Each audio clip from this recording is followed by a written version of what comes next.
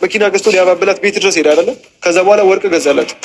በዚህ አብርሃም የገዛው መኪና በሩታ ገንዘብ ነው እንጂ በራሱ ገንዘብ እንዳልሆነ ማረጋገጥ እፈልጋለሁ። በዚህ አጋጣሚ መኪና ተገዝቶላታል ለሩታ፣ ወርቅ ተገዝቶላታል ለሩታ ብላችሁ የምታወሩ ወይም ደግሞ በተለይ ብሩክን ጨምሮ ነው ይህንን ነገር የምናገረው። እስከዛሬ ድረስ እያንዳንዱን ነገር ሲያደርግ የነበረው በሩታ የተነሳ ነው። ምክንያቱም ተመልካች እንግዲህ ሩታን በጣም ስለሚከተላት ስለሚወዳት ብዙዎቻችን ማለት ይቻላል እንግዲህ የእነሱን ቪዲዮ እየተመለከትን እንገኛለን። ከዛም በኋላ ነው እንግዲህ በዩቲዩብ ያገኘውን ገንዘብ ሰብስቦ ለሩታ መኪና ገዛ።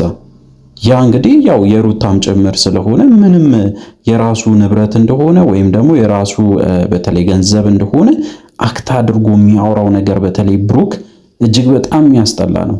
በዚህ ሰዓት በተለይ እንግዲህ ሮቤል መከሰቱ ደግሞ የእውነት እጅግ በጣም ትክክለኛ ሰዓት ነው ብዬ ነው የማስበው። ምክንያቱም እቺ ልጅ ወንድም እንደሌላት ወይም ደግሞ ምንም እንኳን ቤተሰብ እንደሌላት ጭምር ነው ሲቆጥሯት የነበሩት።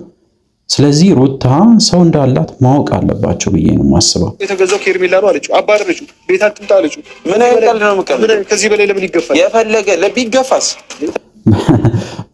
በቃ ሮቤል በዚህ ይመቸኛል። ትክክል ነው። በቃ አሁን ሮቤል የምታነሳቸው እያንዳንዱ ሀሳብ ትክክል ነው።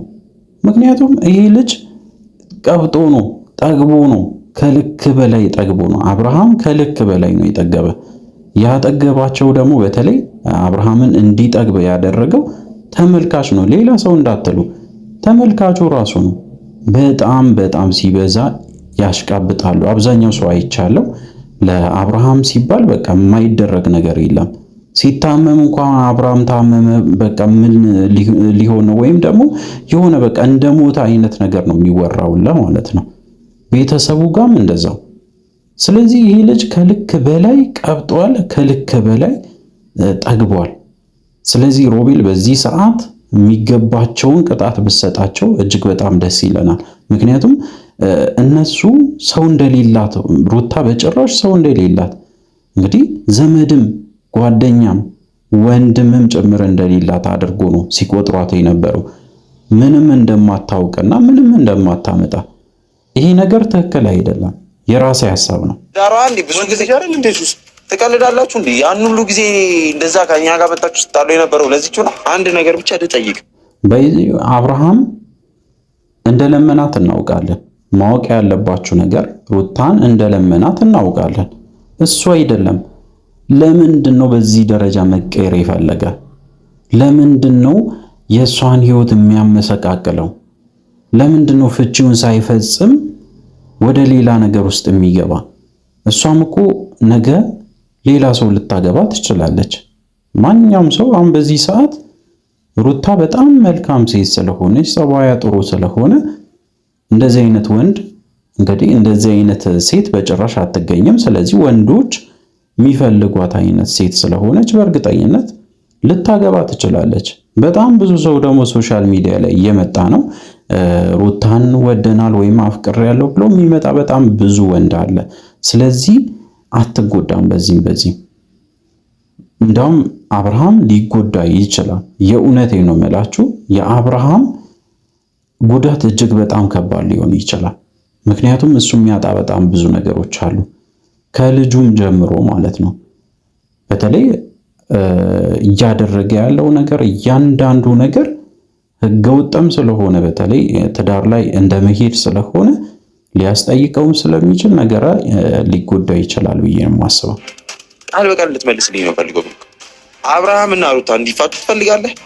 አብርሃም እና ሄርሜላስ ትዳር እንዲመሰረቱ ትፈልጋለህ? ብቻ ንገረኝ። ብሩክ በማያገባ ነገር ገብተ አሁን ለዚህኛው መልስ ምን አይነት መልስ እንደሚሰጥ እንግዲህ ትመለከታላችሁ። የብሩክን ጭንቅላት ልንገራችሁ። ብሩክ በገንዘብ ታውሯል። በቃ በዚህ ሰዓት የእነሱ ትዳር መሃል መግባቱ ራሱ ትክክል አልነበረም። ሶስተኛ ሰው አያስፈልግም ባይዚ።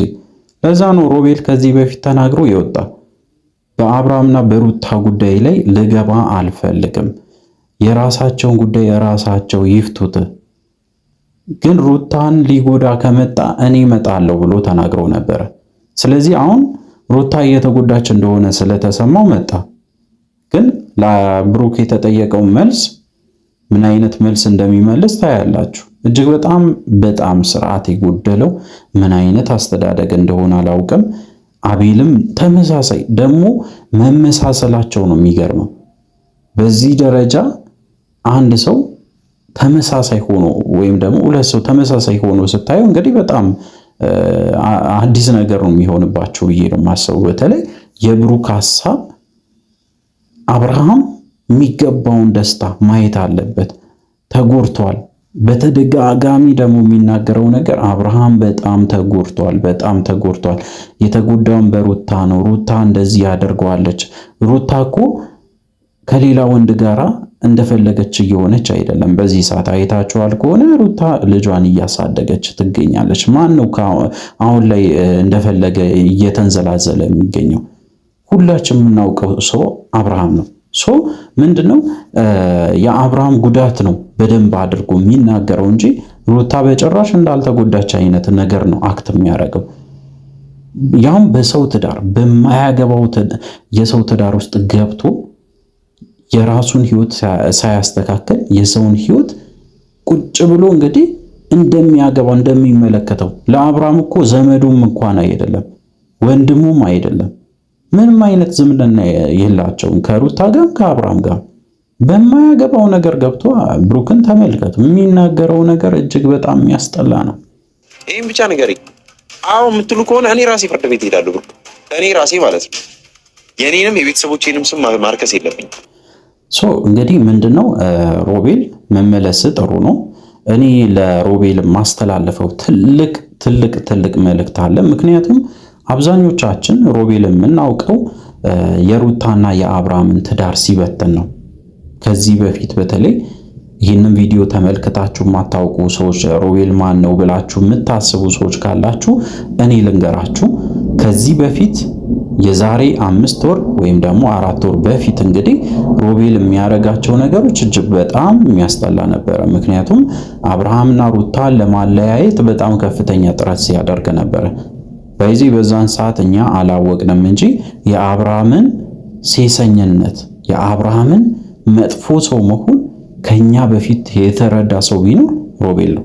ስለዚህ በዛን ሰዓት መናገሩ እንደዚህ አይነት ሐሳብ ማምጣቱ ትክክል ሆኖ ስላልታየን ነው እንጂ እሱ በደንብ ትክክለኛ ሰው ነበረ። ማወቅ ያለባችሁ ነገር ነው አሁን የምናገረው። አብርሃም ሲያጠፋ የነበረው ለካ ከካሜራ ጀርባ እጅግ የማይወራ በጣም ብዙ ነገሮችን አጥፍቷል አብርሃም። ስለዚህ እንግዲህ ይህንን ነገር ስለደረሰበት ሮቤል በዛን ሰዓት መቼም አብርሃም ጥሩ ሰው ስለነበረ ብለን ስለምናስብ እንዲለያዩ አንፈልግም ነበረ። በዛን ሰዓት ያንን ነገር ነው ሲያደርግ የነበረው። ሮቤል እንዲለያዩ ከፍተኛ ጥረት አድርጓል 100%፣ እሱም ተናግሯል። በስተመጨረሻ ግን ከነሱ ህይወት መውጣት ወስኖ ነበረ። ምክንያቱም በእኔ ምክንያት በጣም ብዙ ነገሮች ሀፐን አድርጓል።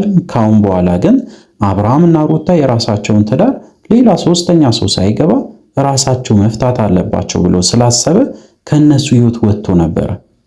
አሁን ላይ ያለው ሮቤል ተቀይሮ ነው የመጣ።